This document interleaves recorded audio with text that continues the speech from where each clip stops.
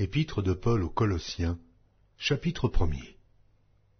Paul, apôtre de Jésus-Christ, par la volonté de Dieu, et le frère Timothée, aux saints et fidèles frères en Christ qui sont à Colosse. Que la grâce et la paix vous soient données de la part de Dieu notre Père. Nous rendons grâce à Dieu, le Père de notre Seigneur Jésus-Christ, et nous ne cessons de prier pour vous. Ayant été informés de votre foi en Jésus-Christ et de votre charité pour tous les saints, à cause de l'espérance qui vous est réservée dans les cieux, et que la parole de la vérité, la parole de l'Évangile, vous a précédemment fait connaître.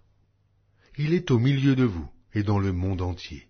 Il porte des fruits et il va grandissant, comme c'est aussi le cas parmi vous, depuis le jour où vous avez entendu et connu la grâce de Dieu, conformément à la vérité, d'après les instructions que vous avez reçues d'Épaphras, notre bien-aimé compagnon de service, qui est pour vous un fidèle ministre de Christ, et qui nous a appris de quelle charité l'Esprit vous anime. C'est pour cela que nous aussi, depuis le jour où nous en avons été informés, nous ne cessons de prier Dieu pour vous, et de demander que vous soyez remplis de la connaissance de sa volonté, en toute sagesse et intelligence spirituelle, pour marcher d'une manière digne du Seigneur et lui être entièrement agréable, portant des fruits de toutes sortes de bonnes œuvres et croissant par la connaissance de Dieu, fortifié à tous égards par sa puissance glorieuse, en sorte que vous soyez toujours et avec joie, persévérants et patients. Rendez grâce au Père, qui vous a rendu capable d'avoir part à l'héritage des saints dans la lumière, qui nous a délivrés de la puissance des ténèbres et nous a transportés dans le royaume du Fils de son amour, en qui nous avons la rédemption et la rémission des péchés. Il est l'image du Dieu invisible, le premier-né de toute la création. Car en lui ont été créées toutes les choses qui sont dans les cieux et sur la terre, les visibles et les invisibles, trône, dignité, domination, autorité, tout a été créé par lui et pour lui. Il est avant toute chose, et toute chose subsiste en lui. Il est la tête du corps de l'Église. Il est le commencement, le premier-né d'entre les morts, afin d'être en tout le premier. Car Dieu a voulu que toute plénitude habitât en lui. Il a voulu par lui réconcilier tout avec lui-même, tant ce qui est sur la terre que ce qui est dans les cieux, en faisant la paix par lui, par le sang de sa croix. Et vous, qui étiez autrefois étrangers, et ennemis par vos pensées et par vos mauvaises œuvres, il vous a maintenant réconciliés par sa mort dans le corps de sa chair, pour vous faire paraître devant lui saint, irrépréhensible et sans reproche. Si du moins vous demeurez fondés et inébranlables dans la foi, sans vous détourner de l'espérance de l'Évangile que vous avez entendu et qui a été prêché à toute créature sous le ciel, et dont moi, Paul, j'ai été fait ministre. Je me réjouis maintenant dans mes souffrances pour vous. Et ce qui manque aux souffrances de Christ, je l'achève en ma chair, pour son corps, qui est l'Église. C'est d'elle que j'ai été fait ministre, selon la charge que Dieu m'a donnée auprès de vous, afin que j'annonçasse pleinement la parole de Dieu, le mystère caché de tout temps et dans tous les âges, mais révélé maintenant à ses saints, à qui Dieu a voulu faire connaître quelle est la glorieuse richesse de ce mystère parmi les païens, savoir Christ en vous, l'espérance de la gloire. C'est lui que nous annonçons, exhortant tout homme et instruisant tout homme en toute sagesse, afin de présenter à Dieu tout homme devenu parfait en Christ. C'est à quoi je travaille, en combattant avec sa force qui agit puissamment en moi. Épître de Paul aux Colossiens, chapitre 2. Je veux, en effet, que vous sachiez combien est grand le combat que je soutiens pour vous, et pour ceux qui sont à Laodicée, et pour tous ceux qui n'ont pas vu mon visage en la chair, afin qu'ils aient le cœur rempli de consolation, qu'ils soient unis dans la charité et enrichis d'une pleine intelligence, pour connaître le mystère de Dieu, savoir Christ. Mystère dans lequel sont cachés tous les trésors de la sagesse et de la science. Je dis cela afin que personne ne vous trompe par des discours séduisants. Car si je suis absent de corps, je suis avec vous en esprit, voyant avec joie le bon ordre qui règne parmi vous, et la fermeté de votre foi en Christ. Ainsi donc, comme vous avez reçu le Seigneur Jésus-Christ, marchez en lui, étant enracinés et fondés en lui et affermis par la foi, d'après les instructions qui vous ont été données, et abondez en actions de grâce. Prenez garde que personne ne fasse de vous sa proie par la philosophie et par une vaine tromperie, s'appuyant sur la tradition des hommes, sur les rudiments du monde, et non sur Christ. Car en lui habite corporellement toute la plénitude de la divinité. Vous avez tout pleinement en lui, qui est le chef de toute domination et de toute autorité. C'est en lui que vous avez été circoncis, d'une circoncision que la main n'a pas faite, mais de la circoncision de Christ, qui consiste dans le dépouillement du corps de la chair, ayant été ensevelis avec lui par le baptême.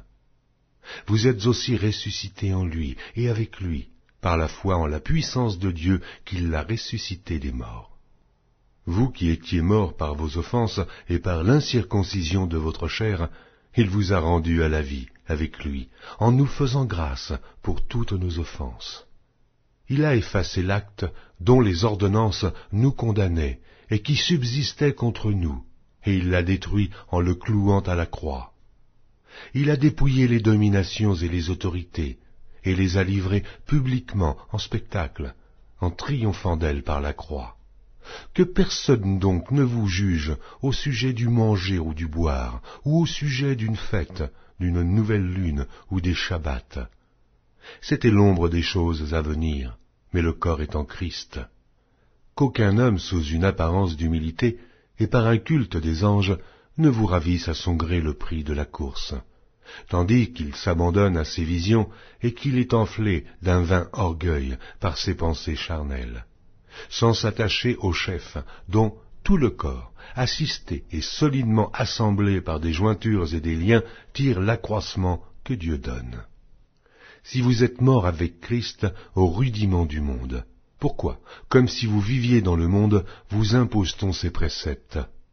Ne prends pas, ne goûte pas, ne touche pas, préceptes qui tous deviennent pernicieux par l'abus, et qui ne sont fondés que sur les ordonnances et les doctrines des hommes. Ils ont, à la vérité, une apparence de sagesse, en ce qu'ils indiquent un culte volontaire, de l'humilité et le mépris du corps. Mais ils sont sans aucun mérite et contribuent à la satisfaction de la chair. Épître de Paul aux Colossiens, chapitre 3. Si donc vous êtes ressuscités avec Christ, cherchez les choses d'en haut, où Christ est assis à la droite de Dieu.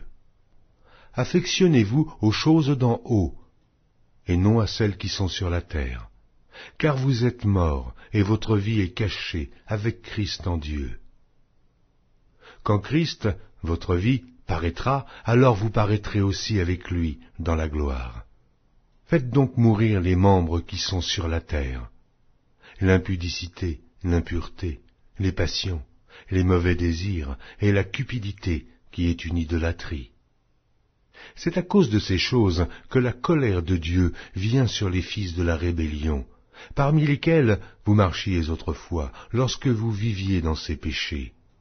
Mais maintenant, renoncez à toutes ces choses, à la colère, à l'animosité, à la méchanceté, à la calomnie, aux paroles déshonnêtes qui pourraient sortir de votre bouche. Ne mentez pas les uns aux autres, vous étant dépouillés du vieil homme et de ses œuvres, et ayant revêtu l'homme nouveau, qui se renouvelle dans la connaissance, selon l'image de celui qui l'a créé. Il n'y a ici ni grec, ni juif, ni circoncis, ni incirconcis, ni barbare, ni chite, ni esclave, ni libre, mais Christ et tout, et en tous. Ainsi donc, comme des élus de Dieu saints et bien-aimés, revêtez-vous d'entrailles de miséricorde, de bonté, d'humilité, de douceur et de patience. Supportez-vous les uns les autres, et si l'un a sujet de se plaindre de l'autre, pardonnez-vous réciproquement. De même que Christ vous a pardonné, pardonnez-vous aussi.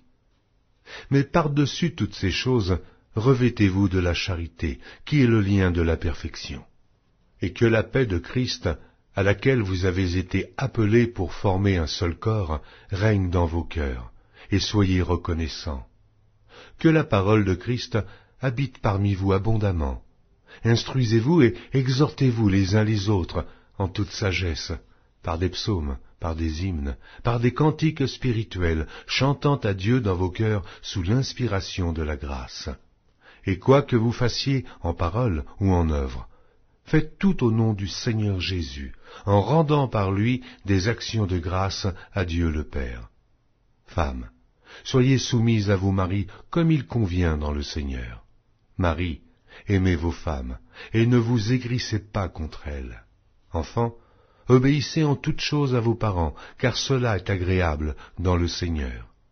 Pères, n'irritez pas vos enfants, de peur qu'ils ne se découragent. Serviteurs, obéissez en toutes choses à vos maîtres, selon la chair, non pas seulement sous leurs yeux, comme pour plaire aux hommes, mais avec simplicité de cœur, dans la crainte du Seigneur. Tout ce que vous faites, faites-le de bon cœur, comme pour le Seigneur, et non pour des hommes, sachant que vous recevrez du Seigneur l'héritage pour récompense. Servez Christ le Seigneur. Car celui qui agit injustement recevra selon son injustice. Il n'y a point d'acception de personne.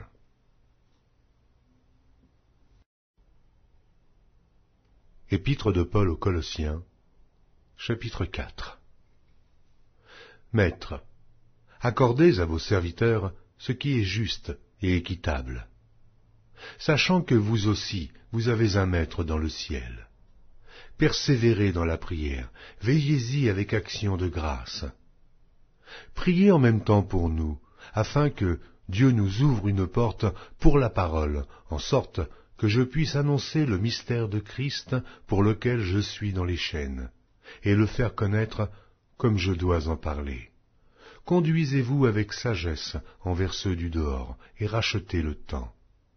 Que votre parole soit toujours accompagnée de grâce, assaisonnée de sel, afin que vous sachiez comment il faut répondre à chacun. Tychique, le bien-aimé frère et le fidèle ministre, mon compagnon de service dans le Seigneur, vous communiquera tout ce qui me concerne. Je l'envoie exprès vers vous, pour que vous connaissiez notre situation, et pour qu'il console vos cœurs. Je l'envoie avec Onésime, le fidèle et bien-aimé frère, qui est des vôtres. Ils vous informeront de tout ce qui se passe ici. Aristarque, mon compagnon de captivité, vous salue, ainsi que Marc, le cousin de Barnabas, au sujet duquel vous avez reçu des ordres. S'il va chez vous, accueillez-le. Jésus, appelé Justus, vous salue aussi. Ils sont du nombre des circoncis, et les seuls qui aient travaillé avec moi pour le royaume de Dieu, et qui aient été pour moi une consolation. Épaphras, qui est des vôtres, vous salue. Serviteur de Jésus-Christ, il ne cesse de combattre pour vous dans ses prières, afin que, parfait et pleinement persuadé, vous persistiez dans une entière soumission à la volonté de Dieu. Car je lui rends le témoignage qu'il a une grande sollicitude pour vous, pour ceux de Laodicée et pour ceux d'Hiérapolis. Luc, le médecin bien-aimé, vous salue, ainsi que Démas. Saluez les frères qui sont à Laodicée, et Nymphas, et l'Église qui est dans sa maison. Lorsque cette lettre aura été lue chez vous, faites en sorte qu'elle soit aussi lue dans l'Église des Laodiciens, et que vous lisiez à votre tour celle qui vous arrivera de Laodicée. Et dites à Archippe, prends garde au ministère que tu as reçu dans le Seigneur, afin de le bien remplir. Je vous salue, moi, Paul, de ma propre main. Souvenez-vous de mes liens. et que la grâce soit avec vous.